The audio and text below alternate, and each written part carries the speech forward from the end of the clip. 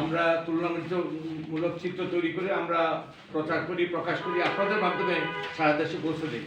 তো এই ব্যাপারে এই লক্ষ্যে আমরা একটা সংবাদ সম্মেলন করবো দ্রুতই, হয়তো আগামী সপ্তাহের মধ্যে আমরা দ্রুতই আমরা একটা সংবাদ সম্মেলন, এটা ওই সংবাদ সম্মেলনটা হবে অত্যন্ত গুরুত্বপূর্ণ, হচ্ছে অনেক তথ্য আমরা আপনাদের সামনে হাজির করব। এখন আপনাদের কোনো প্রশ্ন যদি থাকে আমরা উত্তর দিতে প্রস্তুত।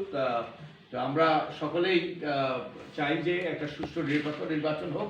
জি, আমি ভুক্তভোগী, যেহেতু 3টে নির্বাচনে আমি বিগত দিনে অংশগ্রহণ করেছি, মেয়র এবং উপজেলা চেয়ারম্যান।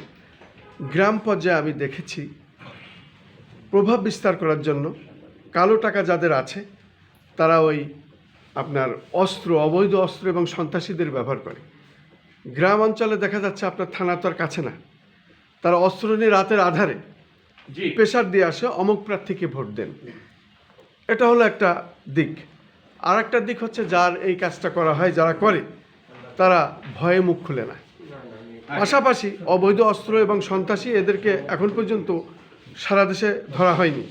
আবার জুলাইয়ে অস্ত্র লুটপাট হয়েছে, সেটাও আসেনি।